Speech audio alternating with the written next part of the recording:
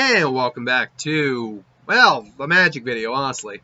Haven't done one in a while, but the Throne of Eldraine's previews have pretty much started. They officially start tomorrow, but we had like the preview day, a live stream preview of them on Wednesday. And we have a lot to go over. Now, there's two different sets of previews that went along with this. There is the stuff that is designed for Brawl, which is a new format, and basically like a 60-card commander, more or less.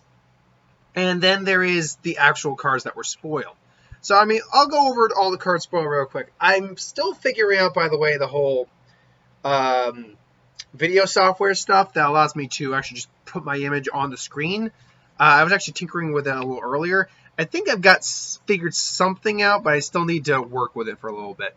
But anyway, just to go over real quick, Throne of Eldraine, for those of you who are unaware of the set, maybe one of you, is a set they've wanted to do for a while. It's apparently inspired by both Camelot, like Arthurian lore, and Grimm's fairy tales. So you got a combination. You get knights, you get the fairy tale myths, you get all that good stuff.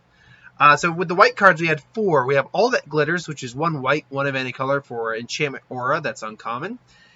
Creature you control, enchanted creature, gets +1/+1 for each artifact and enchantment you control. So immediately it's getting a +1/+1 for playing this. If you're in the kind of deck that would be playing this, which is either an artifact, enchantment, or both, then you would want to play this. It'd be a great pump spell, especially for fairies, which there are a lot in this set that all have flying. It turns a little guy into a big problem really quick. It's a good card. The Circle of Loyalty, 2 white, 4 of any color for a legendary mythic artifact. This spell costs 1 less to cast for each knight you control. Creatures you control get +1/+1. Whenever you cast a legendary spell, create a 2/2 white knight creature with token with vigilance. You can pay 3 and 1 white, tap this card, and create a 2/2 white knight creature token with vigilance. That's a mythic right there. It has 4 relevant abilities. It's cheaper. It has a cheaper cost to cast. Say that 10 times fast. Cost to cast for however many knights you have. In this format, there's going to be a lot of knights, so it seems pretty reasonable to get it down at least by 3, 2 at minimum, which means you're casting it then for 4, which is not bad at all. All creatures, not just knights, get +1/+1, which is always a boost. You get a knight whenever you cast a legendary spell. Not something that's probably going to happen very often, unless you design a deck with a lot of legendaries in it. But still a relevant ability in case you have extra legendary spells in there. And then you can make more knights. So, frankly, it's a good card. And honestly, as long as you got the mana and nothing better to play, that pump ability for the knights, you're basically creating 3 3s every turn. So it's a good little engine at that point. 4 for 3 with vigilance, that's a good card. Ultimately, yeah, it's a solid mythic. Shining Armor is 1 white, 1 of any color for our artifact equipment. Noting, by the way, that they're really starting to push going back into colored artifacts a bit, which I really like. Flash, Shining Armor enters the battlefield, attached to target knight you control. Equipped creature gets +0/+2 and has vigilance, equipped for 3. Great if you're in the knight deck, okay if you're just in any other deck. In fact, I wouldn't even say okay. It's, frankly, in the knight deck, it's a good card. In fact, it's actually a very good card in the knight deck. Outside of the knight deck, it's really not the best. 0/2 might stall the board out, but to pay 3 mana to go into 0/2 with no and vigilance with not much else to go for it, it's not the worst card in the world by any means, but I personally wouldn't be thrilled to use it if I had to. So, yeah. Silver Flame Ritual. 1 white, 3 of any color for a sorcery. Common. Put a +1 counter on each creature you control. Adamant is one of the new abilities of Throne of Eldraine. If at least 3 white mana was paid to cast this spell, creature you control gain vigilance until the end of turn. So Adamant essentially is kind of a, what's the best way to put it? Not convoke. Not invoke either. What was the term? It's on the tip of my tongue there. Chroma. A little bit of chroma in there. We're dealing with 1 color of mana, and if you pay a certain amount of that color of mana for the spell, you get an extra effect. In this case, you're giving every creature you have a permanent +1/+1, and if you add the Adamant on there, they gain vigilance for the turn. For 4 mana, that's not terrible. It's a sorcery speed, so you can't use it as a combat trick, but then again, with that kind of effect, you probably wouldn't. It's not bad. I can see it being a decent card. Animated fairy, or excuse me, animating fairy.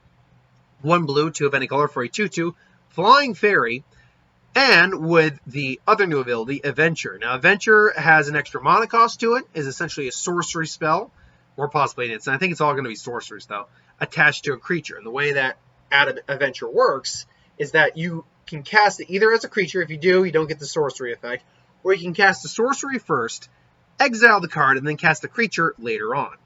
So the Bring to Life sorcery Adventure to it is 1 blue, 2 of any color. Target non-creature artifact you control becomes a 0/0 creature, artifact creature with 4+1 counters on it. So you can create a big creature, or you can get a 2/2 flyer for 3. Either way, you're getting the value out of this card. An uncommon, this is a pretty good card. Hell, just the 2/2 flyer at 3 is a pretty solid card in its own right, especially for limited formats and sealed. But then you can just say, oh, you know what, for the same mana, as long as I got a food token, which we'll get to those, I'm going to just, turn into a 4/4. And it doesn't lose abilities either. That's the thing. It keeps whatever abilities the card has. So, say that 4/4 gets pinned down by like a pacify or something like that, or pacifism, you still can sacrifice it for that 2 and get 3 life. So, solid card. I really do like it. I've always been a big blue player. Blue's my personal favorite color. Immediately followed by green. So the blue and green cards, I'm really liking it coming out of this set so far. Corridor Monitor. 1 blue, 1 of any color for an artifact creature construct. 1/4. When it enters the battlefield, up to target, should be untap target artifact or creature you control. Good way to just, after you attack with something that you had to, bring it out and then untap it. It's a solid little card. It's got a nice butt, so it'll be able to take some hits. Fairy Vandal. 1 blue, 1 of any color for a 1/2 Fairy Rogue. Flash, flying. When you draw your second card each turn, put a +1 counter on Fairy Vandal. A good card if you can get in a deck that will cause you to draw more than once in a turn. Because if you can't, then this card really doesn't have any ability to it besides flashing in real quick. Other than that, though, it's a 1/2 flyer. You'll get at least a little bit of use out of it. It's not anything fantastic. Frogify. Enchant creature. Enchant creature loses all abilities and a blue frog creature with base power and toughness of 1/1.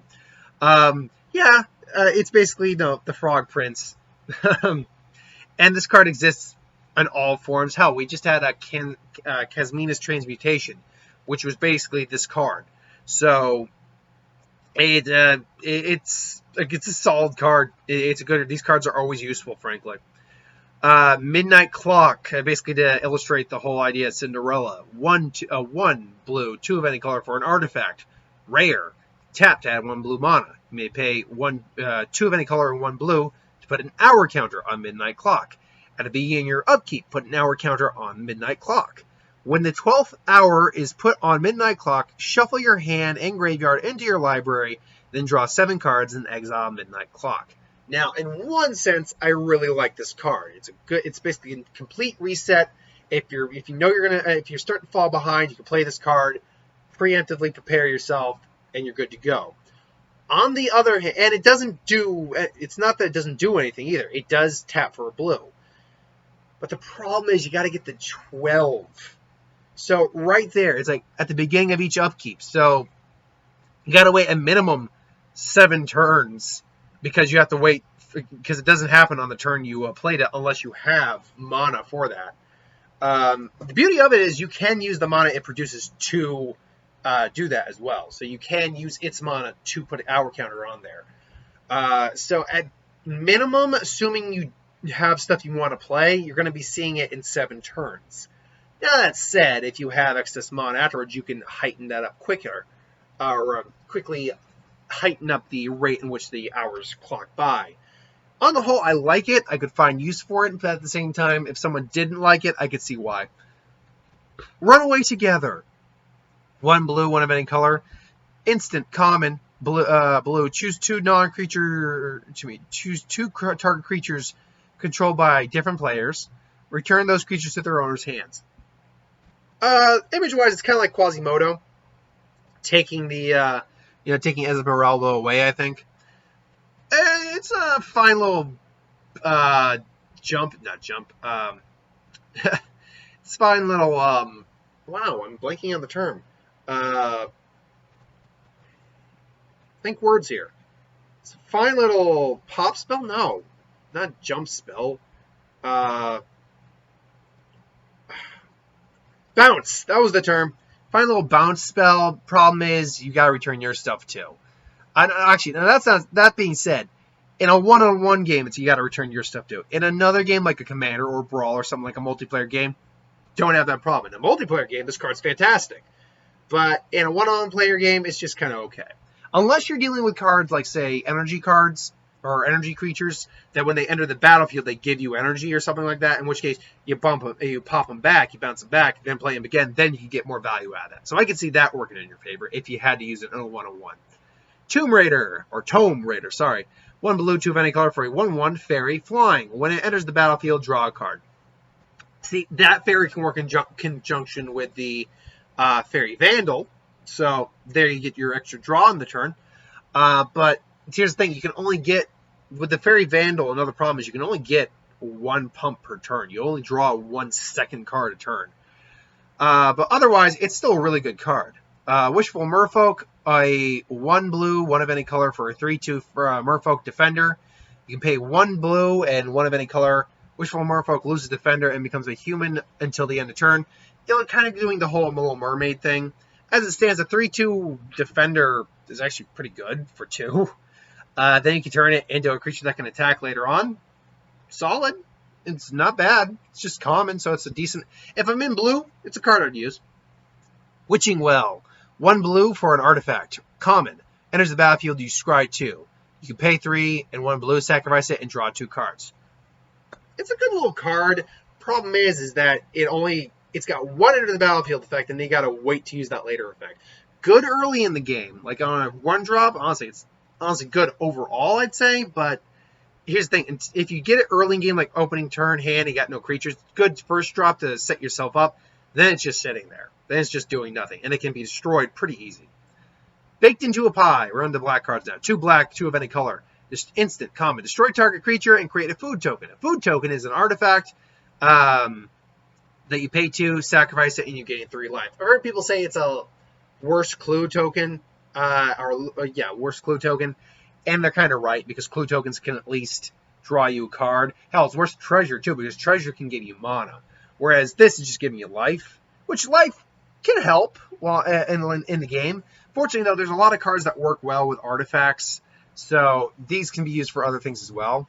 As it stands, you are getting something in return for destroying the creature, so it's not a bad card overall. Belle of the Brawl. 1 black, 2 of any color for a 3/2 human knight with menace, and whenever it attacks other knights you control, get +1/+0 until the end of turn.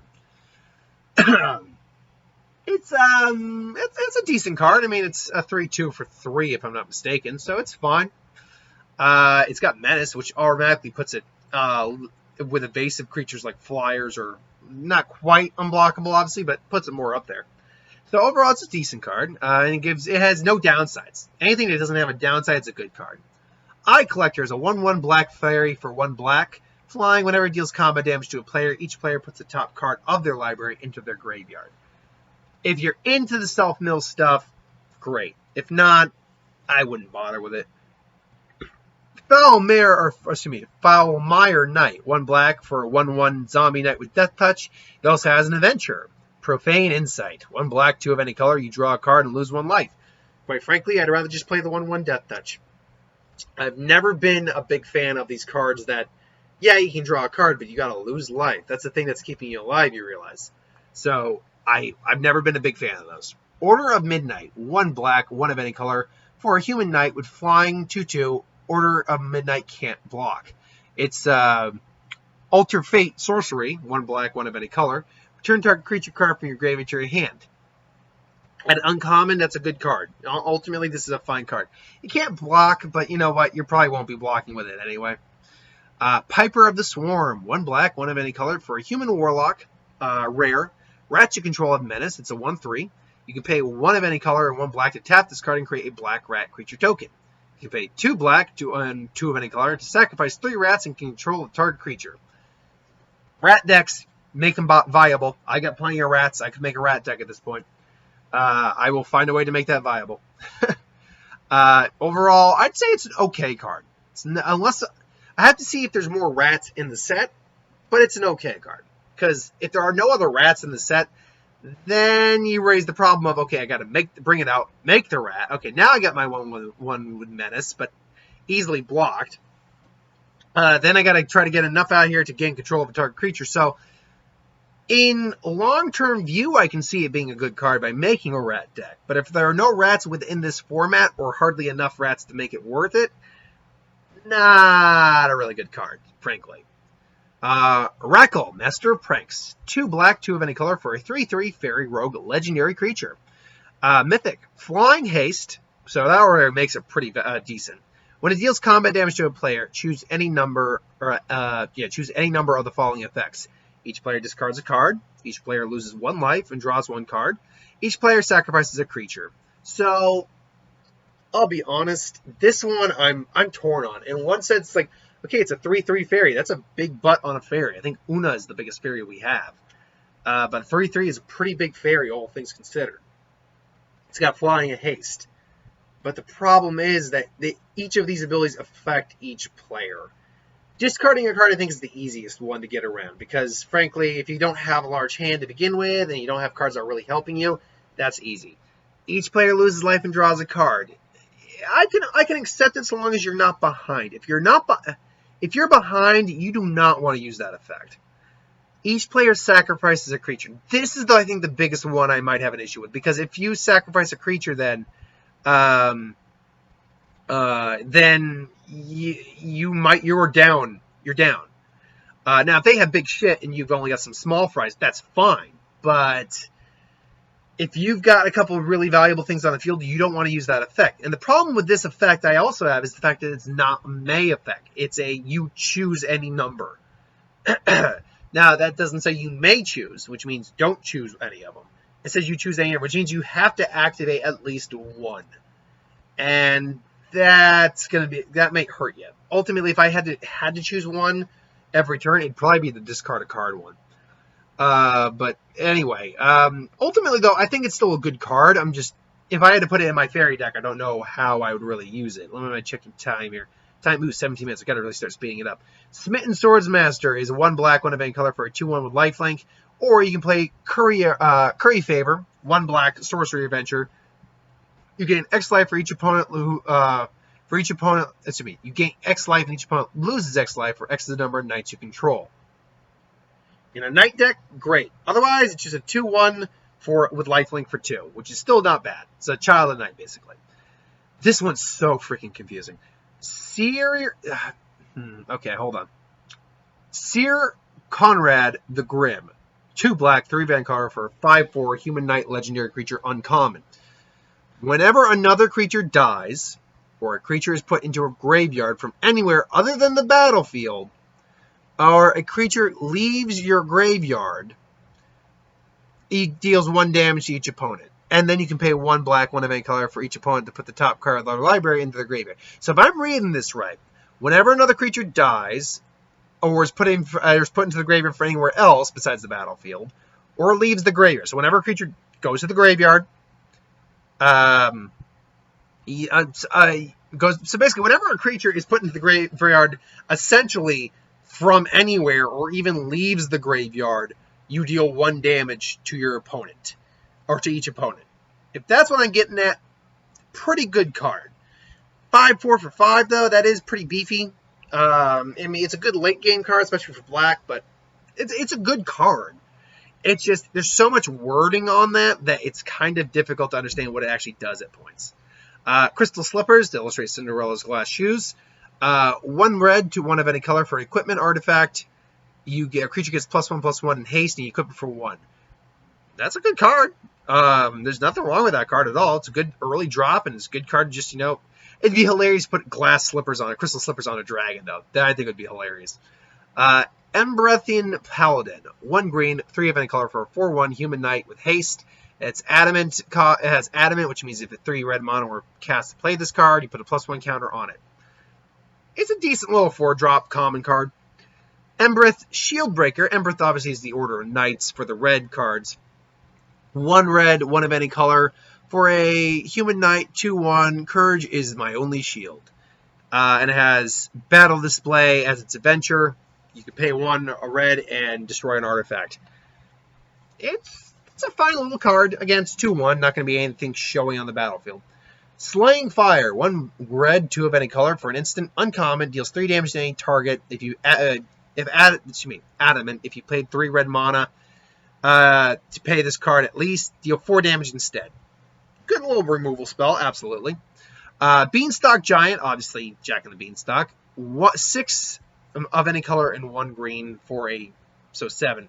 For a Star Giant, whose power and toughness are equal to the number of lands you control. You can also play Fertile Footsteps. 1 green or 2 of any color for an adventure sorcery. Search your library for a basic land card, put it onto the battlefield, and then shuffle your library. Very good card, actually, because you're not tapping the card when it comes out. You're actually just putting another land on the battlefield. Which obviously aids him in his overall abilities. His power and toughness. Which, hopefully, at minimum, you're getting the 7/7 Giant when it comes out into play. It doesn't have Trample, but I'm sure we'll have cards that do that. It's a good card overall. Flaxen Intruder or Goldilocks and the 3 Bears. 1 green for a 1/2 Human Berserker. It's a little girl, uncommon. Whenever it deals combat damage, you may sacrifice it and destroy target enchantment or artifact. Or, Welcome Home. Pay 2 green, 5 of any color, and create 3 2/2 green bear creature tokens. Good card. I don't know if I like it more for the Bears because you get 3 buys for 7, which is honestly pretty good, or for the Goldilocks. Frankly, if you got her on turn 1, I'd play her. Just because you'll have a body on turn 1 and a relevant ability, especially in this set. Gilded Goose is basically Birds of Paradise, just not as good. 1 green for a 0/2 bird, flying, rare. Enters the battlefield, you create a food token. You can also tap green in our color and tap it to create another food token. Tap it and sacrifice a food, you get to add them onto your mana pool. So you'll at least have 1 food token available. It's good, but it's no Bird of Paradise. Keeper of Fables is 2 green, 3 of any color for a 4/5 cat. Whenever 1 or more non-human creatures you control deal combat damage to a player, draw a card. Perfectly fine, it'll go in my cat deck. Lovestruck Beast to basically illustrate Beauty and the Beast. 1 green, 2 of any color for a 5/5 Beast Noble, new creature type. It can't attack or block, it can't attack unless you control a 1/1 creature. That being said, with Heart's Desire, a 1 costing creature spell, sorcery adventure, you create a 1/1 white human creature token. It's a rare card. It's a good card too. Hell, you might want to just get it on turn 1 just so you get the 1/1 creature. The Noble 5/5 for 3 is good stats. It can still block, so at that point it's still a defender, so it can still block. That's great. Then Rosethorn Acolyte is 1 green, 2 of any color for a 2/3 Elf Druid. Add 1 mana of any color. Tapping it. It's a mana dork. Seasonal Ritual is the Sorcery Adventure. 1 green, add 1 mana of any color. It's perfectly adequate. Then Garruk, Cursed Huntsman. Wow, so Garruk is basically our huntsman in this set. He's back. If you've seen the trailer, it's pretty awesome. 1 black, 1 green, and 4 of any color for a 5 loyalty, legendary creature, or a legendary planeswalker, Garruk. 0. Create 2 black and green wolf, 2/2 black and green wolf creature tokens with, when this spell dies, or when this creature dies, put a loyalty counter on each Garruk you control. -3 to destroy target creature, draw a card. And -6, you get an element creatures you control gets +3, and have trample. Garruk's great. You're getting, for 0, you get 2 bodies to protect Garruk, which help them pump him up. Or you can just kill something, draw a card. Or if you just, allow one of them to die, you can easily just pop him, and all your rest of your creatures have +3, and trample. That's not hard to do whatsoever. Garruk is a really good card. He's simplistic, but sometimes simplicity is fantastic. Inspiring Veteran, 1 white, 1 red for a 2/2 human knight. Other knights that you control get +1/+1. It's a lord. It's good. Maraleaf Pixie, 2/2 fairy. 1 green, 1 green and 1 blue. It has flying. You can tap and add 1 green, 1 blue. Again, it's a good card. It's a mana producer. Oko, Thief of Crowns. 1 blue, 1 green, and 1 of any color for a legendary planeswalker, Oko. 4 loyalty to start with. He has 2+ abilities. +2, you can create a food token. We know what that does.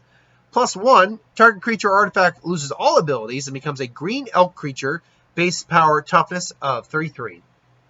Turning that food into an elk, quite effective. And then you can -5 to exchange control of target artifact or creature you control. Target creature and opponent with target creature and opponent control whose power is less than 3, or power is 3 or less. Oko is a bit more complex, but at the same time, he's really cool and pretty good. I like Oko. Oko's a pretty cool guy. I could definitely find a home for him somewhere. He's green-blue. Green-blue is my favorite color combination in terms of the dual colors. Savvy Hunter is 1 black, 1 green, and 1 of any color for a 3/3 human warrior. When it attacks or blocks, you create food, sacrifice 2 foods, and draw a card. Making use of that food. When it attacks or blocks, it's a good card. You're getting value out of that card. I can dig that. Shine Chaser. Yeah. Shine Chaser. Chaser. 1 blue, 1 white, 1 of any color for a 1/1 fairy. Flying Vigilance, and it gets +1/+1 as long as you control an artifact, and +1/+1 as long as you control enchantment, which means at best it's a 3/3 Flying Vigilance uncommon. Hell, frankly, in this kind of format, it's not hard to control an artifact, so you got no problem with that. The enchantment might be a bit more difficult. So far, I haven't seen. I mean, this is just the cards spoiled, and there aren't a lot actually. I mean, if I'm these are rows by 5 right now. 1, 2, 3, 4, 5, 6, 7, 8. 9, 10, I think 10, yeah. I think, honestly, there's only about 51 cards spoiled right now, not including the Planeswalker deck ones or the Brawl cards. So there could be a lot more enchantments, they're not released yet. So far, I think, in fact, I've only seen 1 enchantment. No, I take it back, I've seen 2 enchantments. There are 2 enchantments so far, but yeah, artifacts are definitely going to be the more likely case here. Either way, good card. Even at only just the 2/2, it's a 2/2 Flying Vigilance, so that's good. Steel Call Lance, 1 black, 1 red. Equip an artifact, uncommon. Equip creature gets +2/+2. Normal equip cost is 3, but on a night it's 1. It's a good card. Solid card, even for that equip cost of 3. Not a bad card at all. Wintermoor Commander, 1 black, 1 white. 2 power and star for its toughness. Death Touch. Its toughness is equal to the number of knights you control. Whenever it attacks, another target knight you control gains indestructible at the end of turn. So essentially, at minimum, it's a 2/1 with Death Touch. But when attacking, you can give one of your knights that's also attacking indestructible to keep it at bare minimum a 2/2. So it's got a way to keep itself at a solid number. Got a lot of knights, its butt becomes a problem. So it's a good card. I like it. Let's see what last couple cards here. Arcanist Owl. I like the fact they're going more with hybrid now these days. Really delving into the well of stuff they have to use. 4 hybrid mana of white and blue. 3/3 bird artifact creature. Flying. When it enters the battlefield, look at the top 4 cards of your library. You may reveal an artifact or enchantment card from among them and put it into your hand. Put the rest on the bottom of your library in a random order. First off, a 3/3 flying for 4 at hybrid is a really good cost. It's multi-type, so you can get certain effects off with it, like artifact for the fairy, for instance. But the fact is, it allows you to search for an artifact or enchantment. It's a really good card. I like this card quite a bit. Also, it will be going into probably my God deck, my Theros God to be precise, which I'm looking forward to when we get back to Theros. We'll come back and see how the gods have changed, if they're still around. But ultimately, that's a damn good card. And it looks like this is going to be a cycle, too. Because I don't know how big a cycle. Because we also have a hybrid Boros card here. 4 of any color, red, white. 2/3, double strike, knight, human knight. By paying for Boros hybrid, it gets +1/+1 until the end of turn. 2/3 for 4, double strike is pretty good on its own right. If you can at least get the 1 pump, you got a 3/4 there. It's possible you can definitely get some value out of this. I'm curious to see if they're going to go the full 10 cards, but we'll have to see. If nothing else, we'll probably, because I don't think, no, white and blue aren't enemy, and neither is white and red are enemy, if I remember correctly.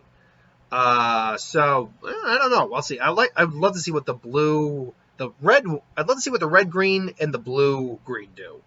The other, and maybe the red blue as well. The others are kind of just, I don't really care that much about them. I mean, I care enough about them, especially if they're good cards. But, Golden Egg, played by the Golden Goose, probably by the Golden Goose, actually. 2 of any color, enters the battlefield, draw a card. It's an artifact, by the way, food artifact, which is awesome. Enters the battlefield, draw a card. You can pay 1 tap and sacrifice this card to add 1 mana of any color to your mana pool, or you can pay 2, sacrifice this card, and gain a life. So essentially, it's food that draws you a card, and it's got an added ability to it. For a common card, that's not bad. Last but not least, we got 3 cards left. Heraldic Banner, 3 of any color. Uncommon, enters the battlefield, choose a color. Creatures of the chosen color get +1/+0, and add 1 mana of chosen color by tapping this card. It's kind of a pump anthem, not quite, but still good. Especially if you're like in just a mono color or a hybrid color deck. Very good card. I would use it in the pre-release. I'll be honest, I don't know if I can make the pre-release for this one. Hopefully my schedule will change up again. Tournament Grounds, you can tap it. It's uncommon. Tap it, add one of any color. Add colorless mana, or you can add 1 red, white, or black, but only for knights and equipments. It's okay. It's mostly good for the knight deck. If you're in the knight deck, you'll definitely want to use it. Last but not least for today, and then the official previews start tomorrow, Witch's Cottage, land, swamp, common. Tap to add a black mana. Enters the battlefield, tap unless you already control 3 or more swamps. So kind of already has adamant. And then when it enters the battlefield untap, you may put target creature card from your graveyard on top of your library. Quite frankly, it's a good card. Great late game, because that way you're getting the return effect from it. But otherwise, it's just a swamp, and that's fine. Nothing wrong with it. Ultimately, though, that is the cards that have been spoiled so far for Throne of Eldraine. I could go on with the Brawl cards, but we're already at 30 minutes, so I'm going to end it there. And quite frankly, I don't plan to really get any of the Brawl decks, so yeah, sorry about that. Well, maybe I will. Who knows? Because there does seem to be some good cards in here. Anyway, thanks for watching. Hope you enjoyed. I will see you folks tomorrow for who would win and the first of the Throne of Eldraine spoilers. Thanks for watching. See you later. Bye.